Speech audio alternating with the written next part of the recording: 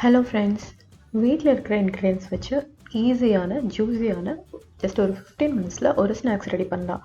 அது எப்படின்னு இப்போ வாங்க பார்க்கலாம். தேவையான பொருட்கள்: மைதா அல்லது கோதுமை மாவு 1 கப், பவுடர் சுகர் 2 ஸ்பூன்ஸ்,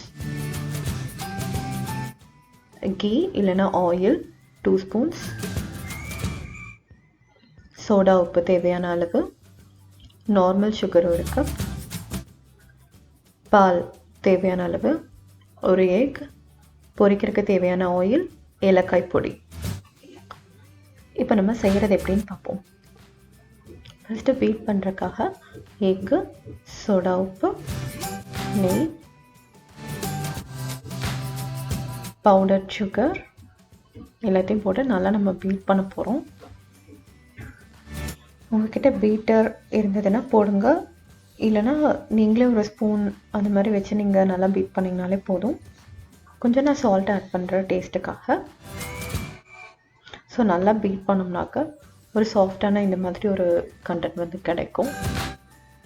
இப்போ நம்ம இதில் நம்ம வச்சுருக்க அந்த மைதா மாவு நம்ம ஆட் பண்ணுறோம்.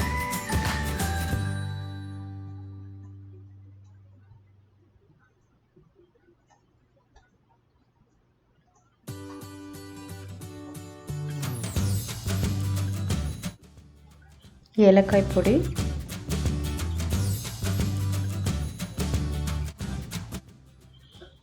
பால் தேவையான அளவு. இது நம்ம வந்து ஒரு சப்பாத்தி மாதிரி இப்போ நம்ம வந்து பிசைய போகிறோம். ஸோ அது உங்களுக்கு எவ்வளோ பால் தேவையாக இருக்கோ அந்த மாதிரி போட்டு சப்பாத்தி மாதிரி போட்டுக்கோங்க. ஸோ இந்த மாதிரி நீங்கள் கோதுமை மாவு விட்டிங்கனாக்கா இதே மாதிரி ஒரு 30 மினிட்ஸ் விட்டுட்டு போடுங்க. மைதா மாவு விட்டிங்கனாக்கா நம்ம இமீடியட்டாக செஞ்சுக்கலாம்.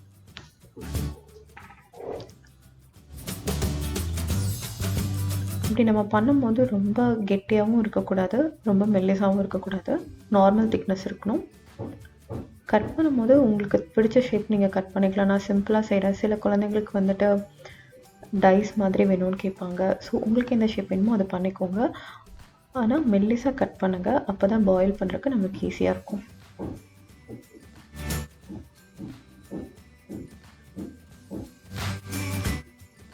ஸோ இப்போ வந்து sugar syrup, so sugar add பண்ணுறேன்.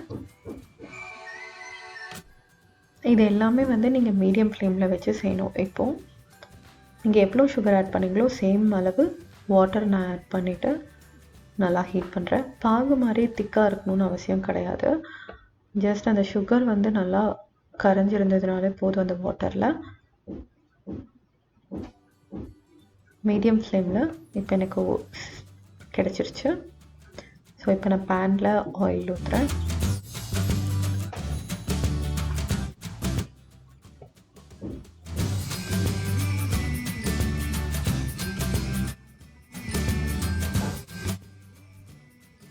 ஆயில் நல்லா சூடானதுக்கப்புறமா இப்போ நம்ம இதை போடலாம்.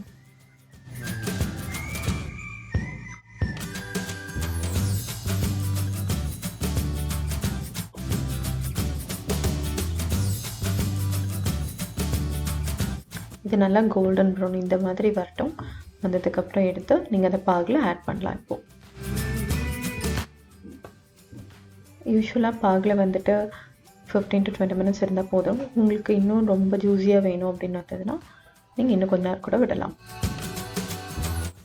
ஸோ 20 மினிட்ஸ் கழிச்சு இப்போ நான் எடுத்து போடுறேன். இப்போ சர்வ் பண்ணுறதுக்கான நம்மளுக்கான ஸ்நாக்ஸ் ரெடி ஆகிடுச்சு.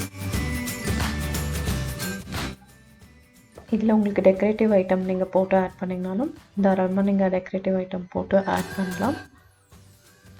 இந்த ஸ்வீட்டை மறக்காமல் செஞ்சு பாருங்கள். மறக்காமல் எங்கள் சேனலை சப்ஸ்கிரைப் பண்ணுங்கள், ஷேர் பண்ணுங்கள்.